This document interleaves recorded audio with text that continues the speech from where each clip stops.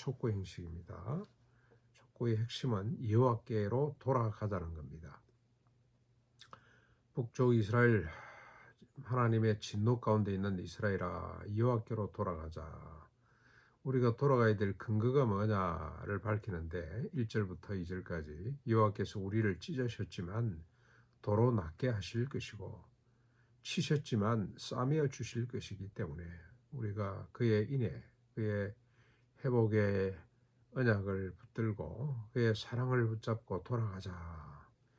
이틀 후에 우리를 살리시며 사흘에는 우리를 일으키실 것이기 때문에 돌아가자는 겁니다. 나인성 가부에 딸을 살려내는 것 같은 이런 내용이죠. 아들을 살려내는 것 같은, 야이로의 딸을 살려내는 것 같은, 일어나라 달리다굼 이렇게 해서 먹을 것을 주어라. 그리고 그가 기도하는 것처럼 하나님께서 이스라엘을 회복하실 것이기 때문에 그 하나님을 믿고 여호와께로 우리가 돌아가자고 촉구합니다. 그러면서 3절에 여호와를 힘써 알자. 우리 하나님이 어떤 분인지를 우리가 제대로 알자. 힘을 다해서 알자. 어떤 하나님입니까? 그의 나타나심은 의 회복이죠. 회복하시면 새벽빛 같고 땅을 적시는 늦은 비와 같이 어김이 없다. 새벽빛 어김없죠. 매일 우리가 경험을 합니다. 이 전부 다 이 성경은 다 우리 농경 시대, 그 다음에 자연과 가까이 있을 시대에 은유로, 자연을 은유로 많이 동원했기 때문에 우리가 이해하기 훨씬 좋고 수도원에서 훨씬 더 이 성경이 절절히 이해가 됩니다. 그렇죠? 새벽빛 같이 땅을 적시는 늦은 비같이 반드시 온다 이 말입니다. 도시 사람들은 이런 재미를, 이런 유익을 느낄 수 있을까 참 안타깝습니다. 그런 하나님을 힘써 우리가 알아가자. 하나님을 제대로 알자.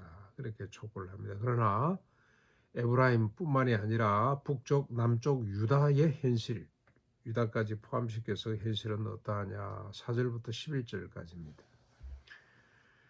여호와께서 뭘 원하시는지 도무지 알지 못합니다.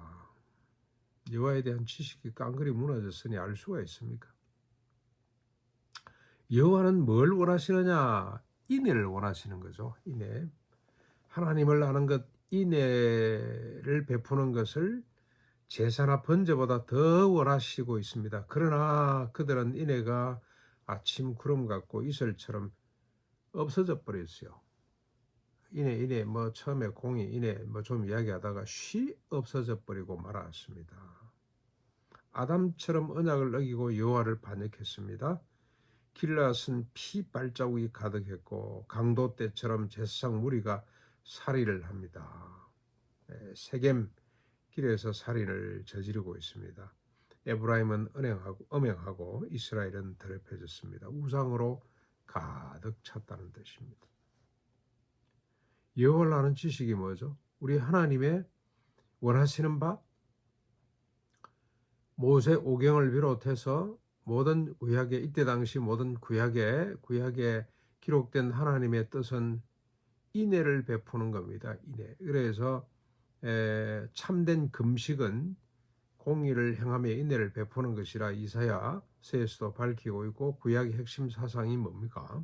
인애와 공의입니다. 공의와 인애, 이 둘은 손바닥과 손등처럼 붙어 있는 거죠. 떨어져 있는 것이 아닙니다. 공의란 뭐냐? 인애를 베푸는 거죠. 인애가 펼치도록 하는 겁니다. 높은 자를 낮추고 낮은 자를 높여서 평균케 만들어주는 것이 공의인데, 그 공의는 곧 인애를 담고 있습니다. 공의는 좀 법적인 용어고 좀 딱딱한 용어처럼 보입니다만 곧 공의가 인애와 같습니다. 공의롭게 정의롭게 하자는 것은 곧 세상에 인애를 베풀자는 뜻입니다. 인애가 흘러넘치도록 하는 것이 그게 공의죠. 그게 핵심 사상이라 그걸 하나님께서 원하시는데 이 백성들은 어디에 빠져 있습니까? 제사와 번제에 빠져 있어요. 부지런히 제사를 드립니다. 번제를 드립니다. 뭘 위해서? 자기가 양심에 끄리감 하는 것을 없애고, 그리고 그게 하나의 리출이 돼서 하나의 형식이 돼서 그러면 하나님이 기뻐하실 거라고 착각을 하는 거죠. 하나님께 개편 드리듯이 뭔가를 부지런히 드리고 있습니다만 하나님께서 진정으로 받기를 원하고 백성들에게 요구하시는 바는 공의를 행하고 인애를 베푸는 것입니다. 여기에 별로 관심이 없어요. 뭐가 옳리 그러니 신학교 가면 뭐가 진리니 삼일체 배우고 무슨 신론 배우고 인간론 배우고 다 배웁니다마는 윤리를 그렇게 강조를 안 해요. 기독교 외국 가서 박사학위를 받았는데 실천 신학 받아봤다 그러면 별로 인기가 없어요. 목회학 같은 거 받아봤다. 저는 그런 동의를 합니다. 그런데 역사 신학 조금 인기가 있어요. 그 다음에 성경 신학, 그 다음에 구약학, 신약학하고 왔다 그러면 인기가 더 좋아요.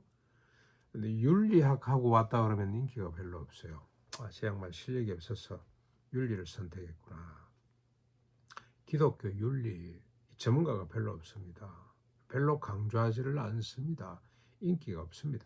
조직 신학을 하고 와야 제대로 공부를 한 사람이라고 인기가 있습니다. 조직 신학 파고들면 뭐가 나옵니까? 윤리가 나야 돼요. 윤리. 하나님이 뭘 원하시는지 그걸 알기 위해서 조직 신학을 하는 거잖아요. 신론, 인간론, 그 다음에 삼일체론 이런 것들을 배우는데 결국 하나님께서 원하시는 바는 뭐냐? 공의를 향하고 인애를 베푸는 겁니다. 한국 교회 강단에서 이게 계속 강조가 돼야 되는데 이게 없어져 버렸어요. 없어졌습니다. 개탄할 일입니다. 이런 이스라엘과 유다를 향해 뭐라고 말씀을 합니까? 인애를 버리는 그들에게 대한 심판입니다. 내가 선자들과 내 입으로 그들을 쳐서 죽였다고 그렇게 말씀을 하고 있습니다. 살았으나 죽은 거나 마찬가지죠. 인애를 쫓는 이 역사를 회복하라고 가난농락교를 지금까지 폐쇄하지 않고 살려놓고 계시고 우리를 수돈으로 농락교에 나는 중심이 수돈이라는 생각이 들거든요. 이사들이 많이 있습니다만은 그들보다도 더 우리가 정신을 차리고 바로 서야 된다. 수돈이 바로 서야 농락교가 바로 설 것이다. 앞으로 농원학교는 수도원이 품고 가야 된다 이런 생각을 갖고 섬기는데 수도원을 하나님께서 세워놓으신 이유가 뭐냐? 인애와 공의, 정의와 인애를 계속해서 선포하고 퍼뜨리라고 이런 의식을 갖고 이런 믿음을 갖고 오늘도 우리가 힘써 일을 했으면 좋겠습니다.